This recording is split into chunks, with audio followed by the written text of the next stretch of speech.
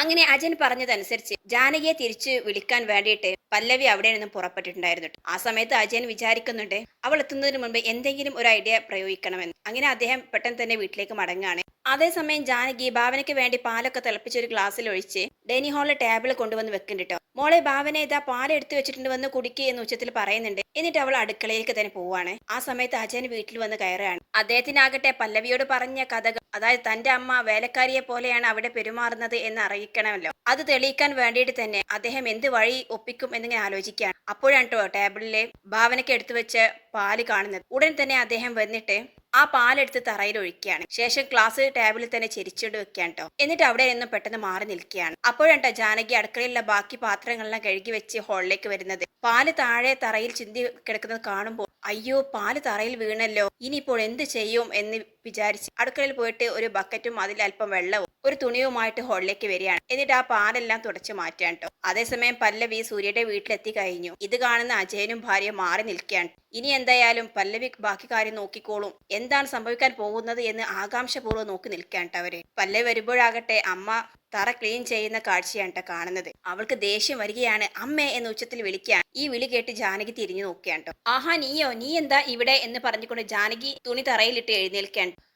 അമ്മയാണോ ഇവിടെ ഈ വീട്ടു ജോലികളെല്ലാം എടുക്കുന്നത്? എന്തിനാണ് അമ്മ ഇവിടെ തറ തുറക്കുന്നത് എന്ന് ചോദിക്കുകയാണ്. അമ്മക്ക് നാണമില്ലേ ഇവിടെ വന്ന് വീട്ടുജോലി ചെയ്യാൻ? ആ ബഹളം കേട്ടുകൊണ്ട് ജയ അങ്ങോട്ടേക്ക് വരുന്നുണ്ട്. ജയ കാണുമ്പോൾ പല്ലവി ചോദിക്കുന്നുണ്ട്, ആന്റിക്ക് വീട്ടുജോലി ചെയ്യിപ്പിക്കാൻ എന്റെ അമ്മയെ കിട്ടിയുള്ളൂ? അപ്പോൾ ജാനകി പല്ലവി സൂക്ഷിച്ച് എന്ന് പറഞ്ഞ് അവളെ ദേഷ്യപ്പെടുക. അപ്പോഴാണ് മുകളിൽ നിന്ന് ഭാവന ഇറങ്ങി വരുന്നത്. പല്ലവിയെ കാണുമ്പോൾ അവൾ ചോദിക്കുന്നത്, ആ പല്ലവി നീ എപ്പോൾ വന്നു? നീ ആരുടെ കൂടെ വന്നത്, എങ്ങനെ വന്നത് എന്നൊക്കെ തിരക്കാണ്. ഇത് കേൾക്കുമ്പോൾ പല്ലവി ഭാവനയുടെ അടുത്ത് വന്നിട്ട് പറയുന്നുണ്ട്, ഓഹോ കെട്ടിലമ്മ മുകളിൽ ഇരുന്നിട്ടാണോ എന്റെ അമ്മയെ കൊണ്ട് വീട്ടുജോലി ചെയ്യിപ്പിക്കുന്നത്? ഒന്നും മനസ്സിലാകാതെ ഭാവന വന്നിട്ട് ജാനകിയോട് ചോദിക്കുന്നുണ്ട്, എന്താ വല്യമ്മ എന്തൊക്കെ ഇവളീ പറയുന്നത്? ജാനകി പറയുന്നത്, എനിക്കറിയില്ല മോളെ, നിനക്ക് കുടിക്കാൻ എടുത്തു വെച്ചിരുന്ന പാല് തറയിൽ വീണു, അത് ഞാൻ തുടച്ചു മാറ്റാൻ ശ്രമിച്ചു, അതിനാണ് അവൾ ഈ പുകയിലെല്ലാം ഉണ്ടാക്കുന്നത് എന്ന് പറയാണ്. അപ്പോൾ പല്ലവി പറയാണ്, അമ്മ കള്ളം പറയണം, അമ്മ എന്തിനാ അച്ഛനെയും സ്വന്തം വീടുമെല്ലാം വിട്ടിട്ട് ഇവിടെ വന്ന് നിൽക്കുന്നത്? അപ്പോൾ ജാനകി പറയുന്നത്, നിന്നോട് അത് വിശദീകരിക്കേണ്ട കാര്യം എനിക്കില്ല, വന്നിരിക്കുന്നു അമ്മയുടെ ക്ഷേമം അന്വേഷിക്കും. നിന്റെ വീട്ടിൽ വന്നു നിന്ന സമയത്ത് ഞാൻ ഈ പണി തന്നെയല്ലേ അവിടെ ചെയ്തു കൊണ്ടിരുന്നത്, അന്നൊന്നും നീ ഈ കാര്യം അന്വേഷിച്ചിട്ട് വന്നിട്ടില്ലല്ലോ. തീർക്കുമ്പോൾ പല്ലവിക്കൊന്നും പറയാനില്ല കേട്ടോ. അതേസമയം അജയനും പ്രസിദ്ധി ഈ വഴക്ക് കണ്ട് ആസ്വദിക്കാം. പിന്നിൽ നിന്ന് ജയം ചിരിക്കുന്നുണ്ട് കേട്ടോ. നിന്റെ ഏട്ടനെ കൂടി കൊണ്ടുവന്നിടായിരുന്നു, അവനും കൂടി എന്റെ തോളിൽ കയറി ഇരിക്കാമായിരുന്നല്ലോ എന്ന് ജാനകി പറയാം. അപ്പോൾ പല്ലവി പറയുന്നുണ്ട്, ഏട്ടൻ വന്നില്ല എന്ന് ആരാ പറഞ്ഞു? പുറത്ത് കാറിൽ ഇരിപ്പുണ്ട്, ഭാവനയുടെ തിരുമൂത കാണാൻ ആഗ്രഹമില്ലാത്തത് കൊണ്ടാണ് അവൻ ഇവിടേക്ക് ഇറങ്ങി വരാത്തത് എന്ന് പല്ലവി പറയാണ്. അപ്പോൾ ജാനകി പറയുന്നുണ്ട്, മര്യാദക്ക് രണ്ടു കൂടി ഇവിടെ നിന്നും ഇറങ്ങി പൊക്കോണം, എന്നെ അന്വേഷിച്ച് നിങ്ങൾ വരണ്ട. പല്ലവി പറയാണ്, ഇല്ല അമ്മേ ഞങ്ങൾ പോകില്ല, അമ്മ ഇല്ലാതെ ഞാൻ ഈ വീട്ടിൽ നിന്നും ഒരു പടി ഇറങ്ങില്ല എന്ന് പറയാണ്. എങ്കിൽ നീ ഇവിടെ കയറി ഇരിക്കുകയെന്ന് ജാനകി പറയാണ്. അങ്ങനെ അങ്ങോട്ടും ഇങ്ങോട്ടും ഭയങ്കര വഴക്കാവുകയാണ്. അപ്പോൾ പല്ലവി ജാനകിയെ തട്ടി മാറ്റി ജയയുടെ അടുത്ത് വന്ന് പറയുന്നുണ്ട്, എന്താ ആന്റി ഇത്, ഇവളുടെ പേരെടുക്കാൻ വേണ്ടിയിട്ടാണ് അവന്റെ അമ്മയെ ഈ വീട്ടിലിട്ട് കഷ്ടപ്പെടുന്നത്? മോളെ പല്ലവി, ഞാൻ വിളിച്ചിട്ടില്ല നിന്റെ അമ്മ ഈ വീട്ടിലേക്ക് വന്നത്, ഭാവന വന്നപ്പോൾ അവളുടെ കൂടെ വന്നതാണ് എന്ന്. ജാനകി ഇവിടെ നിൽക്കുന്നതിനോട് എനിക്കൊട്ടും താല്പര്യമില്ല എന്നും ജയ പറയാൻ. ഇത് കേൾക്കുന്ന പല്ലവി പറയുന്നത്, എന്താ അമ്മ ഇത്, ഞങ്ങളെയും കൂടി നാണം കെടുത്താൻ വേണ്ടിയിട്ടാണ് അമ്മ ഇവിടെ നിൽക്കുന്നത്? അപ്പോൾ ജാനകി പറയും, ഞാൻ ഇവിടെ നിൽക്കുന്നുണ്ടെങ്കിൽ അതിന് തക്കതായ കാരണമുണ്ട്, അത് എനിക്ക് നിന്നോട് പറയേണ്ട ആവശ്യമില്ല. ഇത് കേൾക്കുമ്പോൾ പല്ലവി പറയാണ്, എനിക്കറിയാം ഗർഭിണിയായ ഭാവനയെ നിങ്ങൾക്ക് സംരക്ഷിക്കാം, പിന്നീട് ഈ വീട്ടിലെ ജോലികളും ചെയ്യണം, അതല്ലേ? ഇത് കേൾക്കുമ്പോൾ ഭാവന പറയുന്നത്, ഇതേ പല്ലവി വെറുതെ നീ കാര്യം അറിയാതെ ഓരോന്ന് വിളിച്ച് പറയല്ലേ, എനിക്ക് വല്യമ്മയെ എന്റെ ബാല്യക്കാരി ആക്കേണ്ട ആവശ്യമൊന്നുമില്ല, അത്രക്കും താഴ്ന്നവളല്ല ഞാൻ എന്ന് പറയാണ്. അതുകൊണ്ട് നീ മര്യാദക്ക് സംസാരിക്കും. ഓ നിന്റെ മര്യാദക്ക് ഞാൻ ഇവിടെ വന്നപ്പോൾ കണ്ടല്ലോ എന്ന് പല്ലവി പറയാണ്. അപ്പോൾ ജയ പറയുന്നുണ്ട്, എന്തായാലും നീ ഇവിടെ വെറുതെ ഒരു തർക്കം കൂടി സംസാരത്തിന് നിൽക്കേണ്ട, നീ നിന്റെ അമ്മയും കൊണ്ട് പോകാൻ നോക്ക് എന്ന് പറയാണ്. അപ്പോൾ ജാനകി പറയുന്നുണ്ട്, ഞാൻ ഇവിടെ നിന്ന് എവിടേക്കും വരുന്നില്ല, ഞാൻ ഭാവനയെ കൂടെ ഇവിടെ തന്നെ ഉണ്ടാകും, എന്നെ കൊണ്ടുവിട്ടത് നിന്റെ അച്ഛനാണ്, അതുകൊണ്ട് നിന്റെ അച്ഛന്റെ കൂടെ തന്നെ ഞാൻ തിരിച്ചു പൊക്കണം, അത് എന്ന് വേണമെന്ന് ഞാൻ തീരുമാനിക്കും, നീയും നിന്റെ ഏട്ടന് പോകാൻ നോക്ക് എന്ന് പറയാണ്. അപ്പോൾ പല്ലവി പറയുന്നുണ്ട്, പറ്റില്ല അമ്മേ, ദേ ഭാവനെ നീ പഴയ കണക്ക് തീർക്കാൻ വേണ്ടിയിട്ടല്ലേ അമ്മയെ അടിമപ്പണി ചെയ്യാൻ നിന്റെ കൂടെ നിർത്തിയിരിക്കുന്നത്? നോക്കിക്കോ, ഇതിനെല്ലാം നീ അനുഭവിക്കും, എന്നെ കണ്ണീര് കുടിപ്പിച്ചത് പോരാഞ്ഞിട്ട് എന്റെ അമ്മയെ ഇവിടെയായിട്ട് കഷ്ടപ്പെടുത്തുകയാണല്ലേ, ഇതിലും ഭേദം നിനക്ക് പോയി ചത്തൂടേടി എന്ന് ചോദിക്കാൻ. ഇത് കേൾക്കുന്ന ജാനകിക്കാകെ ദേഷ്യം വരികയാണ് കേട്ടോ. ഭാവനയെ മാറ്റി നിർത്തിയിട്ട് പല്ലവിയുടെ മുഖത്ത് നല്ലൊന്ന് കൊടുക്കാൻ കേട്ടോ. ജാനകി, നീ പറഞ്ഞതൊക്കെ ശരിയായിരിക്കാം, പക്ഷെ ഭാവനയെ കുറിച്ച് അനാവശ്യം പറഞ്ഞാലുണ്ട് നിന്റെ കാരണം ഞാൻ പൊളിച്ചെടുക്കും എന്ന് പറയട്ടെ ജാനകി. ഇത് കാണുന്ന ജയ്, എന്താ ജാനകി ഇത്, ഒന്നുമില്ലെങ്കിൽ ജാനകിയുടെ മോളല്ലേ ഇത്, അമ്മ മറ്റൊരിടത്ത് വന്ന് നിൽക്കുമ്പോൾ ഏത് മക്കളായാലും ചോദിക്കും, അതല്ലേ ഇവളും ചെയ്തുള്ളൂ. എന്നിട്ട് പല്ലവിയെ വിളിച്ചിട്ട്, മോളെ പല്ലവി, ജാനകി ഇവിടെ വന്നപ്പോൾ തന്നെ ഞാൻ ഇവിടെ കയറ്റില്ല എന്ന് പറഞ്ഞത്, പക്ഷെ കേൾക്കാതെ തന്നെ അവൾ ഇവിടെ കയറി കൂടി. ഇത് പല്ലവി ചോദിക്കുകയാണ്, എന്താ അമ്മ ഇതൊക്കെ കേട്ടിട്ട് ഇവിടെ നിൽക്കാൻ അമ്മക്ക് നാണമില്ലേ? ഈ പടി ഒരിക്കലും ചവിട്ടരുത് എന്ന് തീരുമാനിച്ചവരാണ് ഞാൻ, പക്ഷെ എന്റെ അമ്മയ്ക്ക് വേണ്ടി എനിക്ക് ചവിട്ടേണ്ടി വന്നു എന്ന് പറയാൻ. അതുകൊണ്ട് അമ്മ എടുക്കാനുള്ള സാധനങ്ങളൊക്കെ വേഗം പെട്ടെന്ന് പോയി എടുക്കേ, അതുവരേക്കും ഞാൻ ഇവിടെ ഇരിക്കാമെന്ന് പറഞ്ഞാൽ ചെയർ നീക്കിട്ട് അവിടെ ഇരിക്കാൻ. അപ്പോൾ ജയം പറയുന്നുണ്ട്, എന്താ ജാനകി നീ പോകാൻ നോക്ക്, നീ ഇവിടെ നിന്നിട്ട് ആർക്കും ഒരു ഉപകാരവുമില്ല, എന്നാ പിന്നെ പൊക്കിയുടെ. എന്താ ഭാവന, നിനക്ക് ഇവളോട് പോകാൻ പറഞ്ഞൂടെ? എന്തിനാ നീ അമ്മയും മകളെയും തമ്മിൽ തെറ്റിക്കുന്നത്? ഇത് കേൾക്കുന്ന ഭാവന ആകെ ഷോക്കാവാൻ ട്ടോ. ഞാൻ ഉള്ള കാര്യം പറയാലോ. ഇവിടെ ഒരു പ്രശ്നമുണ്ടാക്കാൻ ഞാൻ സമ്മതിക്കില്ല. നിങ്ങളുടെ കുടുംബ പ്രശ്നം പറഞ്ഞു തീർക്കേണ്ടത് ഈ വീട്ടിൽ വെച്ചല്ല. ഇനിയും ഞാൻ എന്തെങ്കിലും പറഞ്ഞാൽ അത് കൂടി പോകും. പക്ഷെ എനിക്ക് പറയാതിരിക്കാൻ പറ്റില്ലല്ലോ എന്നൊക്കെ ജയ പറയാണ്. അപ്പോൾ ഇങ്ങോട്ട് തിരിഞ്ഞിട്ട് പല്ലവി ചോദിക്കുന്നതിന് അമ്മ വരുന്നുണ്ടോ? ജാനകി പറയുന്നുണ്ട് ഞാൻ വരുന്നില്ല, നീ വന്നതുപോലെ പോകാൻ നോക്ക്. എല്ലാം കേട്ട് നിൽക്കുന്ന ഭാവന ഒന്നും മിണ്ടാതെ മുകളിലേക്ക് കയറി പോവാണ്. അപ്പോൾ അജയനും പ്രസീതയും എല്ലാവരും ഒന്ന് ഷോക്കാവുന്നു. ഇനിയിപ്പോൾ എന്താണ് സംഭവിക്കാൻ പോകുന്നത് എന്ന് ആലോചിച്ചിട്ടോ.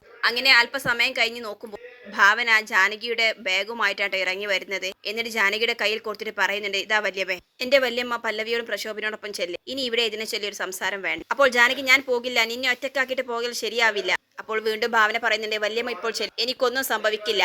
ഞാൻ ആ പഴയ ഭാവനയാണ്. എന്ത് സംഭവിച്ചാൽ തിരിച്ച് പ്രതികരിക്കാൻ അതേ രീതിയിൽ തന്നെ എനിക്കറിയാം. അതുകൊണ്ട് വല്യമ്മ ഇപ്പോൾ ചെല്ലി ഇവരുടെ കൂടെ എന്ന് പറയാൻ.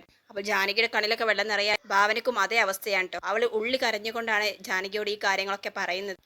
മോളെ, ഞാൻ ഗായത്രിയോടൊക്കെ എന്ത് പറയും? അപ്പോൾ ഭാവന പറയുന്നുണ്ട്, വല്യമ്മ വിഷമിക്കേണ്ട, അമ്മയോടൊക്കെ വിളിച്ച് ഞാൻ കാര്യങ്ങൾ സംസാരിച്ചോളാം. അവസാനം പല്ലവി ജാനകിയുടെ കൈ പിടിച്ച് പോവാൻ കേട്ടോ, വലിച്ചുകൊണ്ട്. ഭാവനയായിട്ട് കരഞ്ഞുകൊണ്ട് നോക്കി നിൽക്കുകയാണ്. ഇത് കാണുന്ന പ്രസീതയും അജയനും കൈയോട് കൈ പൊട്ടിച്ചിരിക്കുകയാണ് കേട്ടോ. അവസാനം പല്ലവിയെ വെച്ച് ഒരുക്കിയ കെണിയിൽ ജാനകി വീണു. ഇനി ഞാൻ അവളെ ഒരു പാഠം പഠിപ്പിക്കുമടി, നീ വാ എന്ന് പറഞ്ഞ പ്രസീതയും വിളിച്ച് അകത്തേക്ക് പോവാൻ കേട്ടോ അജയൻ. അകത്ത് നിൽക്കുന്ന ഭാവന ജയയെ സംശയിച്ചുകൊണ്ട് പറയുന്നത്, എന്തായാലും നല്ല ക്രിയേറ്റിവിറ്റി ഉള്ള ആരോ ഒരാളാണ് ഇതിന് പിന്നിൽ പ്രവർത്തിച്ചിരിക്കുന്നത്. നല്ലൊരു സ്ക്രീൻ പ്ലേ തന്നെ അവർ നേരത്തെ തയ്യാറാക്കി വെച്ചിട്ടുണ്ട്. ആരൊക്കെ ഇനി എന്തൊക്കെ പ്ലാൻ ചെയ്താലും ഇവിടെ ഒന്നും നടക്കാൻ പോകുന്നില്ല. എന്നെ ഇതുവരെ കാത്തുരക്ഷിച്ച പ്രപഞ്ച ശക്തി അത് എന്നും എന്റെ കൂടെ ഉണ്ടാകും. ഇതെല്ലാം കേൾക്കുന്ന അജയനും പ്രസീത ഒന്ന് മുഖത്തോട് മുഖം നോക്കുന്നു. ജയയാകട്ടെ ചിരിച്ച് തിരിഞ്ഞു നിൽക്കുകയാണ് കേട്ടോ ചെയ്യുന്നത്. പിന്നീട് ഭാവന നേരെ മുകളിലേക്ക് പോവുകയാണ്. എന്നിട്ട് ഫോൺ എടുത്തിട്ട് ഗായത്രിയെ വിളിച്ച് കാര്യങ്ങളൊക്കെ പറയുന്നുണ്ട് കേട്ടോ. പല്ലവി വന്നിട്ട് വല്യമ്മയെ കൊണ്ടുപോയ വിവരങ്ങളെല്ലാം ഇത് കേൾക്കുന്ന ഗായത്രി പറയുന്നുണ്ട്, ഇനി നീ അവിടെ ഒരു മിനിറ്റ് പോലും നിൽക്കണ്ട, നീയും ഇങ്ങോട്ടേക്ക് ഇറങ്ങിപ്പോയി. അതൊന്നും കുഴപ്പമില്ല അമ്മ, എന്നെ കാക്കാൻ എനിക്കറിയാം. അമ്മ ഒന്നും ആലോചിച്ച് വിഷമിക്കേണ്ട. നിനക്ക് അതൊക്കെ പറഞ്ഞ് അവിടെ നിൽക്കാം, പക്ഷെ നിന്നെ ഓർത്ത് ഒരുങ്ങുന്നത് ഞാനാണ് ഇവിടെ. അതുകൊണ്ട് മര്യാദക്ക് നീ ഇങ്ങോട്ട് വാ എന്നൊക്കെ പറയാണ്. പക്ഷെ ഭാവന ഒരുവിധം ഗായത്രിയെ പറഞ്ഞ് സമാധാനിപ്പിച്ച് ഫോൺ വെക്കുകയാണ് കേട്ടോ. അപ്പോഴേക്കും സൂര്യ റൂമിലേക്ക് വരുന്നുണ്ട്. അപ്പോൾ ഭാവന അവിടെ നടന്ന കാര്യങ്ങളൊക്കെ പറയുന്നുണ്ട്. വല്യമ്മയെ ഈ വീട്ടിൽ നിന്നും പുറത്താക്കാൻ വേണ്ടി ആരോ മനഃപൂർവ്വം പല്ലവിയെ ഇങ്ങോട്ടേക്ക് എരുതിയിൽ എണ്ണ ഒഴിച്ചു വിടുന്നത് പോലെ വിട്ടതാണ്. പല്ലവിയുടെ വന്ന് പറയാൻ ഇനി ഒന്നും ബാക്കിയില്ല സൂര്യ. അവൾ പഴയ കണക്ക് വെച്ച് എല്ലാം പറയാനുള്ളതെല്ലാം പറഞ്ഞു തീർത്തു. പക്ഷെ ആന്റി ഇവിടെ ഉണ്ടായിരുന്നല്ലോ, ഒരു അക്ഷരം പോലും മിണ്ടിയെന്ന് മാത്രമല്ല പല്ലവിയെ സപ്പോർട്ട് ചെയ്ത് മാത്രമാണ് സംസാരിച്ചത്. എങ്ങനെയെങ്കിലും വല്യമ്മയെ ഈ വീട്ടിൽ നിന്ന് പുറത്താക്കണം എന്നായിരുന്നു ആന്റിയുടെയും പ്ലാൻ. അങ്ങനെ മനസ്സില്ല മനസ്സോടെയാണ് ഞാൻ വല്യമ്മയെ ഈ വീട്ടിൽ നിന്നും ഇറക്കിയത്. വല്യമ്മയുടെ മുഖം കാണുമ്പോൾ എനിക്ക് ഇന്നും സങ്കടമാണ്. എന്നെ സുരക്ഷിതമായിട്ട് തിരിച്ചേൽപ്പിക്കാം എന്ന് അമ്മയ്ക്ക് വാക്കും കൊടുത്താണ് വല്യമ്മ എന്റെ കൂടെ ഇറങ്ങി തിരിച്ചത്. എന്നിട്ടിപ്പോൾ പലരുടെയും ബുദ്ധിക്ക് പിൻ വല്യമ്മ ഇരയായിരിക്കുകയാണ്. ഇതെല്ലാം കേൾക്കും സൂര്യ പറയുന്നത്, എങ്കിൽ ഭാവന നീ സൂക്ഷിക്കണം. ആരാണോ ജാനകി ആന്റിയെ ഈ വീട്ടിൽ നിന്നും പുറന്തള്ളാൻ ശ്രമിച്ചത് അവർ തന്നെയായിരിക്കും ഇനി നിന്നെ ചതിക്കാനും പോകുന്നത്. നിന്റെ വല്യമ്മ കൂടെ ഉള്ളത് കൊണ്ട് തന്നെ നിനക്കെതിരെ നടത്തുന്ന പ്ലാനൊന്നും വർക്കൗട്ട് ആകുന്നില്ല. അതുകൊണ്ടായിരിക്കണം അവർ ജാനകി ആന്റിയെ ഈ വീട്ടിൽ നിന്നും പുറന്തള്ളാൻ ശ്രമിക്കുന്നത്. പക്ഷെ അതിന് പിന്നിൽ അമ്മയാകുമെന്ന് എനിക്ക് തോന്നുന്നില്ല ഭാവന എന്ന് പറയാൻ സൂര്യ. അപ്പോൾ ഭാവന പറയുന്നത്, ഞാൻ ആന്റിയാണെന്ന് പറഞ്ഞിട്ടില്ലല്ലോ സൂര്യ. പക്ഷെ ആരായാലും നല്ല പ്ലാനോട് കൂടിയിട്ടാണ് ഈ കാര്യം ചെയ്തിരിക്കുന്നത്. അതിൽ അവർ സന്തോഷിക്കുന്നുമുണ്ടാവും. മിക്കവാറും അത് മാനസയുടെ അച്ഛനും അമ്മയും ആകാനാണ് വഴി. അവർക്കാണല്ലോ വല്യമ്മ എങ്ങനെയെങ്കിലും ഈ വീട്ടിൽ നിന്ന് പോകണമെന്ന് ആവശ്യപ്പെടുന്നത്. മാത്രമല്ല വല്യമ്മയോടുള്ള വൈരാഗ്യവും അവരുടെ മനസ്സിലുണ്ടാകും. അതിനെ ആന്റി കൂടി അങ്ങ് സപ്പോർട്ട് ചെയ്ത കാര്യങ്ങൾ അവർക്ക് കൂടുതൽ എളുപ്പമാക്കാനാണ്. അപ്പോൾ സൂര്യ പറയുന്നത്, എന്തായാലും ഭാവന നീ ഇനി ഒന്നുകൂടി സൂക്ഷിക്കണം. ചതി എങ്ങനെയാണ് ഒളിച്ചിരിക്കുന്നത് എന്ന് നമുക്ക് അറിയാൻ സാധിക്കില്ലല്ലോ എന്നൊക്കെ പറയാണ്.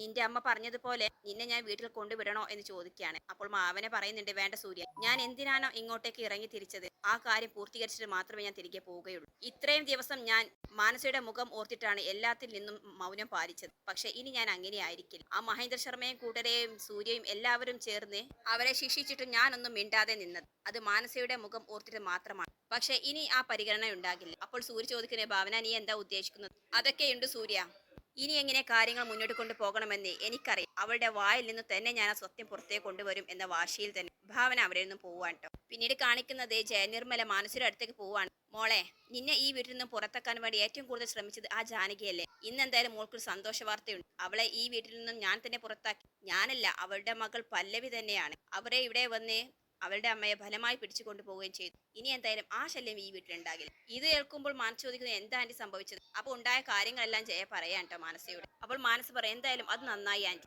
അവരും ഭാവനയോടൊപ്പം ചേർന്ന് ഇവിടെ CID കളിക്കുകയായിരുന്നല്ലോ. അവർക്കെല്ലാവർക്കും എന്നിൽ നിന്നും സത്യം പുറത്തു കൊണ്ടുവരണം, എന്നെ ഈ വീട്ടിൽ നിന്ന് പുറത്താക്കണം എന്നൊക്കെ ആയിരുന്നല്ലോ ആഗ്രഹം. അതിനെന്തായാലും ഒരു അന്ത്യമുണ്ടായി. അതേസമയം അജയനും പ്രസീതയും പുറത്ത് ബാൽക്കണിയിൽ നിന്ന് കാര്യങ്ങളൊക്കെ ഇനി പ്ലാൻ ചെയ്യാൻ കേട്ടോ. എന്തായാലും നമ്മുടെ ഒരു പ്ലാൻ ഇവിടെ സക്സസ് ആയി. ഇനി അടുത്ത പ്ലാൻ ഭാവനയെ ഈ വീട്ടിൽ നിന്ന് പുറത്താക്കണം, അല്ലെങ്കിൽ അവളെ എന്നേക്കുമായിട്ട് ഇല്ലാതാക്കണം. അതിനി നമ്മൾ എന്ത് ചെയ്യും അജയേട്ട എന്ന് ചോദിക്കാൻ പ്രസീത. അപ്പോൾ അജയൻ പറയുന്നത് അതിനൊക്കെ നമുക്ക് വഴിയുണ്ട്, അത് നമ്മളായിട്ട് ഒന്നും ചെയ്യണ്ട, പക്ഷെ നമ്മൾ വഴി ജയ അത് ചെയ്താൽ മതി. അതെങ്ങനെ എന്ന് ചോദിക്കുന്നുണ്ട് പ്രസീത. അതൊക്കെയുണ്ട് പ്രസീതേ, അതിനുവേണ്ട വഴികളെല്ലാം ആലോചിക്കാൻ ഞാനിപ്പോൾ ചെയ്യുന്നത് എന്ന് പറയാൻ കേട്ടോ.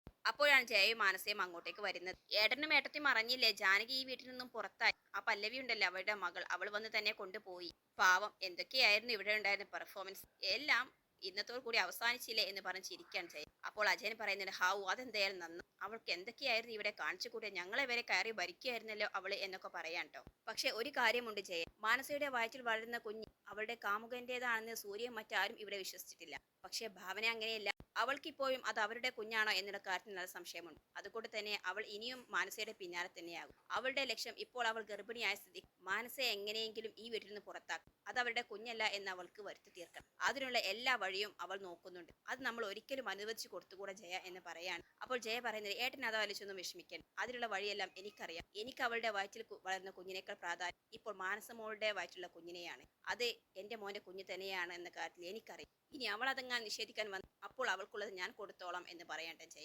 ഇതെല്ലാം കേട്ട് പിന്നിൽ നിന്ന് സന്തോഷം നിൽക്കാൻ കേട്ടോ അജയനും ഭാര്യയും.